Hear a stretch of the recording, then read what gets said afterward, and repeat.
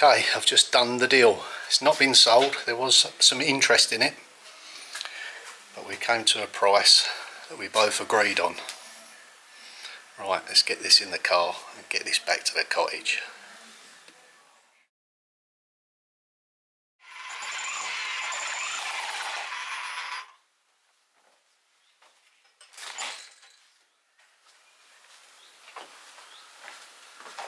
Okay, we're now at the stage where we are directly over that big void that I've been mentioning in the kitchen floor. Well, I've uncovered this huge big stone. Quite a strange shape. Don't know whether it's just random. Not really looked at it properly. But underneath there is the void. So we'll have a clean up round here so it's nice and safe to walk on, and then we're going to lift up this very unusual stone and see what's going on under here.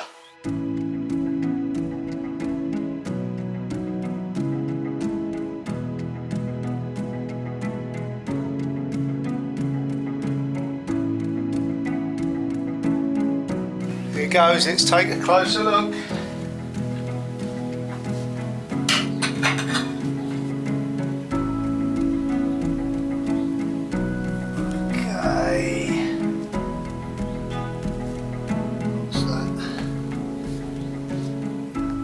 Stone.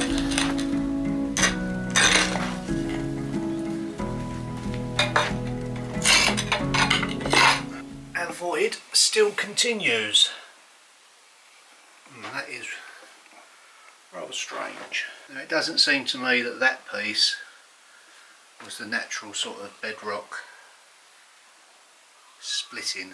It looks like it's been placed on there, but the other stones look like they've always been there. But I won't know until I carry on digging. Now, a few people have asked why can't I dig it all down to this level, sort of from the threshold from the front door to the back of the building. Well, the reason being, if I dug it out from the level from the front door, the threshold, to the back, I would have had to have dug down 27 inches. Now, how this building was constructed originally, part of the, even though it's clay, but it's rammed clay, it supports part of the foundation at the bottom of the rear wall. Now, when you've got a lot of ground heave on the outside pushing in, because don't forget a third of the wall is underground at the back, that's a hell of a lot of pressure pushing in. Now, this floor was kind of designed to hold that back, that false back. So don't get me wrong, if I could have done it from day one, the level of the threshold all over, that's what I would have done. So I'm not just chancing it as I go along, I'm finding out how this is actually constructed. I think we've gained a real plus by getting away with levelling it through into the living room and just having a lowered entryway. I think that, you know, that gives it character. It's in keeping, you know, we're picking up with the timbers around the fireplace, so I'm more than happy to dig back. What's happened over the years, where there's been ingress of water at the rear of the property, it naturally finds its own way through and it just comes straight through and then sort of into the door area. I know that had a void under the front door as well, which I've addressed, so I think that's what it is. It's nothing more than that. If it was a air shaft, it would have been probably from the front to the fireplace area. Sometimes you see that. It's not that. It's never had animals in here whatsoever, so you know, it's nothing to do with washing down or anything like that. So the next job is to remove all this soil here, get this all nice and level, then I can deal with moving the rack in and that.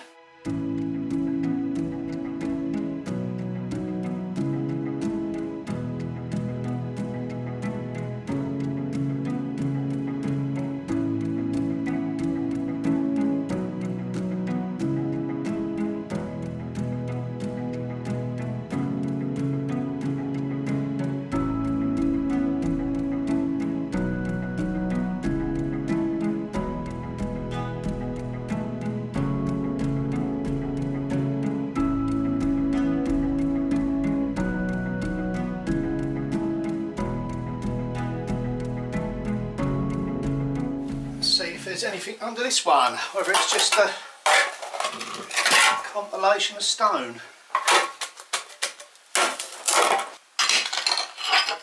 Not too bad. Plenty of stone for doing walling.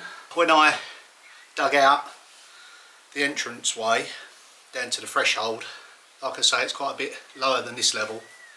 What I had to do before I could even think about that was next door in the barn, I had to reinforce that whole area. Now the barn next door is several feet lower than this cottage, so let me show you what I mean. So when you look at the cottage, it's quite a bit higher than the ground level of the adjacent barn. So at the start of this cottage renovation story, I had to come in here first and completely rebuild this wall. I had to put a solid block and limecrete footing in there, several feet high. Now that only brings us up to the floor level in the cottage. I had to do all this new fresh stonework. I had to rebuild all of this from scratch. So basically that's the cottage floor. I've now built the wall right up to reinforce everything that side, so there's not going to be any sort of movement in the cottage from this side because it's got tons and tons of solid blockwork holding it, so that isn't going anywhere. And what had caused that wall to collapse was the hole in the roof there.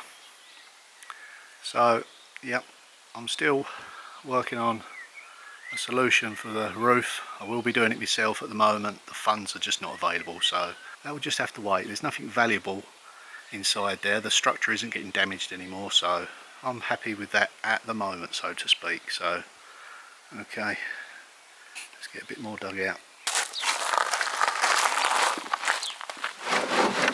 Okay, before we head back into the cottage, I'd like to see how far I've got with the food forest. Come on, I'll show you.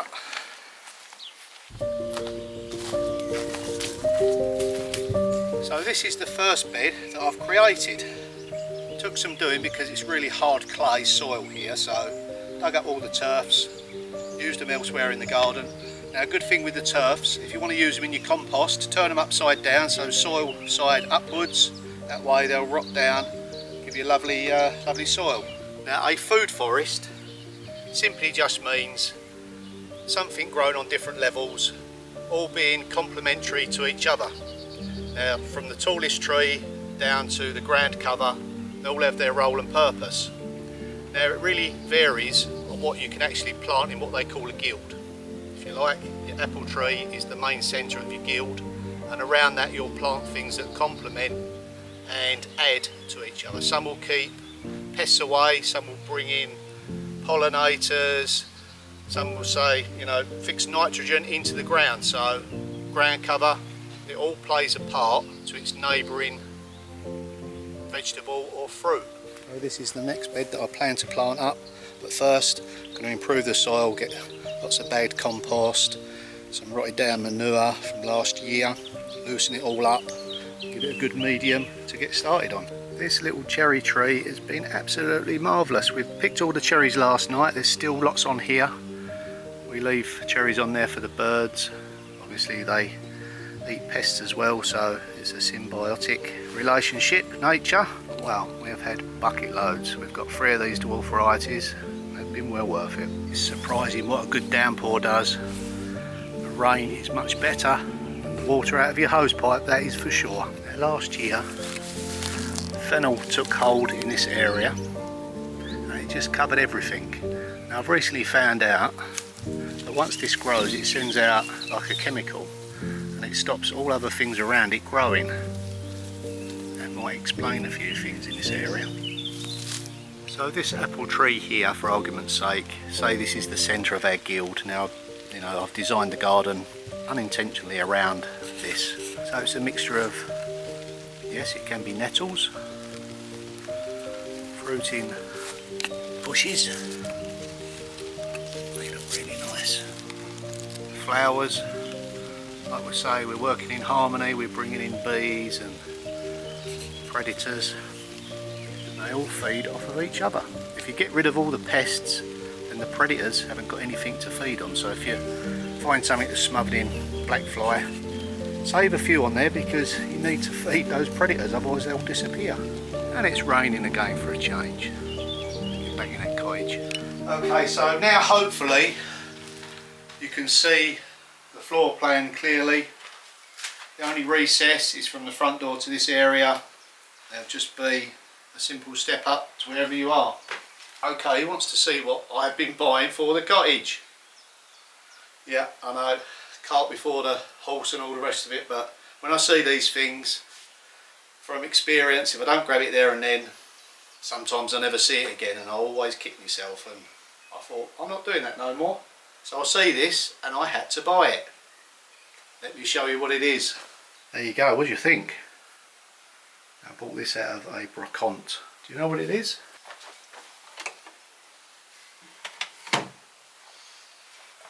To do with the church. It's not fixed or anything. I think when people were in church, there was long services, and they had to stand still. I think this was like a little cheat seat. Now, I didn't know the French name for it, but it's gone once again. But what do you think? Now, it's probably 17th century, maybe 18th, but looking at the coloration and the design, I'm pretty confident it's probably from the 16th century. You know, it's got nice wear to it. There's a little bit of damage to the base, which I'm going to address. Originally it would have had a big timber base for it to sit on, but I've got some old planks that I can use, same period and colour. What do you think? Now, I thought this would be ideal either by the fire, underneath the stairs as you come through the front door to sit down, put your shoes on, you know. It's a nice compact piece of period furniture for here, you know. It's the same age as this cottage, you know, 18th, 17th century. So yeah, I like to put things in here that are pretty similar to the era, you know. You can't be exact, but it's fantastic. Yeah, I see it and I just had to get it. What do you think? Does it go in here? What do you think of these? Aren't they nice? Cherubs on there.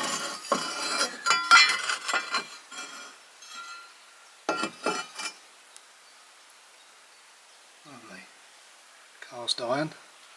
And we'll go on some timbers to finish something off nicely in the same sort of style. I do like Gothic. I don't want it to look like a church in here, but I want certain elements to have that kind of vibe. You know, I do also pick up, you know, building materials from the Vidgrens as well. Saved a fortune on those. There's a manifold for the water, hot and cold. Oh, I'll show you what's in there. Look at that. Look at that beautiful old lock. Where would you get that made nowadays? Fantastic. And what's in the bag? Okay, one of these. Now, these polished up look absolutely fantastic in any kind of period house, new or old. So I've got those in bronze in my house. They look fantastic, so that's going in here as well. And while I was over here, I just had a thought what I'd do with those corner brackets. What do you think of this? They could go, floor level will come up, they could go on the corner of the fireplace. You know, you can pick up stuff like this, paid €1 for this, you know, so I'm saving quite a lot of money. Although I'm spending money when I'm out and about, you know, it's for the cottage, and I do buy building materials for the cottage, so yeah, lovely. Something I've always done, bought and sold antiques. Yeah, another unusual purchase. Again, I see them and I thought, I'm going to have them. Beautiful enamelled signs.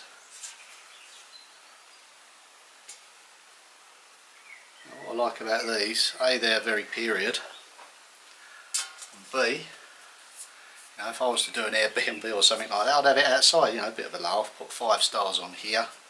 There's some little slots there where you can put your own little plaque. Yeah, you just don't see stuff like this, you know, especially in this condition.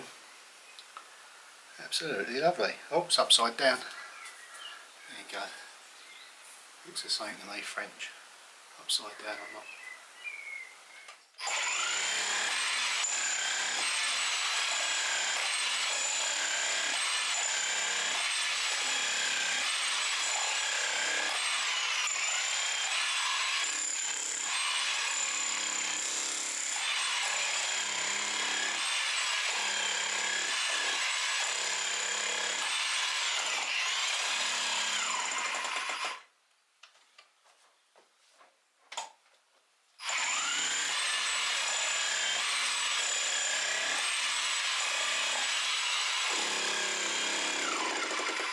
Sam has just texted me.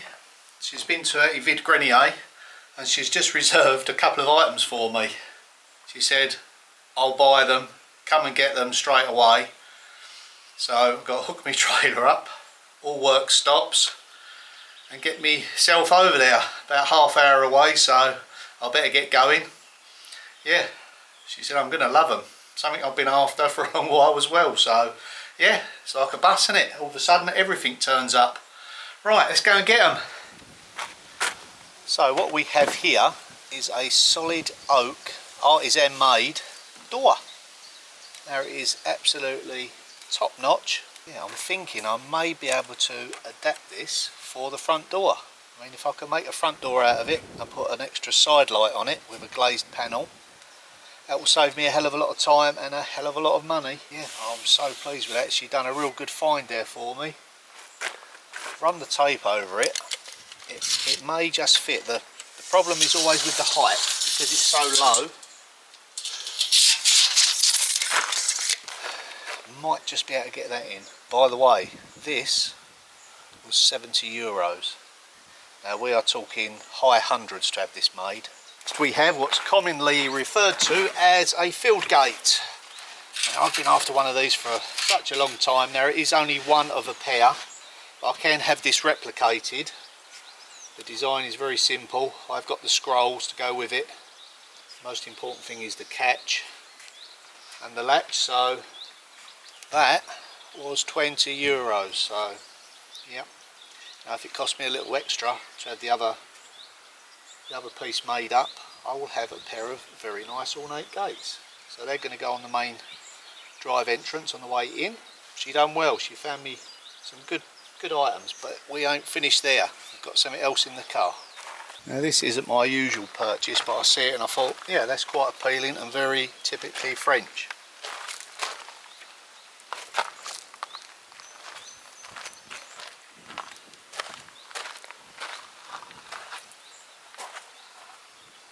It's Joan of Arc and it's late 1800s.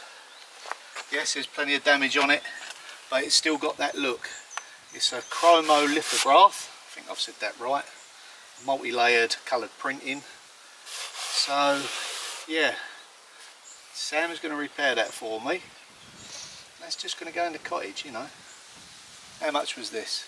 How much would you be willing to pay for this? I know it's got damage, but it's an original 19th century, let's say 1800s, the frame's original, this is original.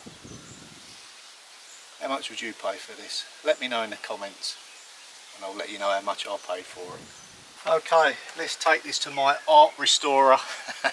Right, that is it for this video. Thanks for watching. I'll see you all in the next one. Bye for now.